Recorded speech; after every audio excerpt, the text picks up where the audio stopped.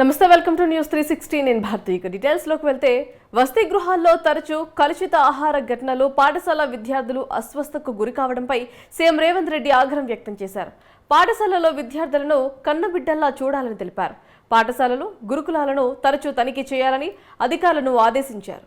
విద్యార్థులకు పరిశుభ్రత వాతావరణంలో పోషక ఆహారం అందజేయాలని సూచించారు. ప్రభుత్వాన్ని అప్రతిష్ట పాలు చేసేందుకు యత్నిస్తే చర్యలు తీసుకుంటామని కూడా హెచ్చరించారు. బాధ్యులైన వారిని చట్ట ప్రకారం శిక్షిస్తామన్నారు. వదంతులతో భయాందోళనలు సృష్టిస్తే కఠిన చర్యలు తప్పవన్నారు.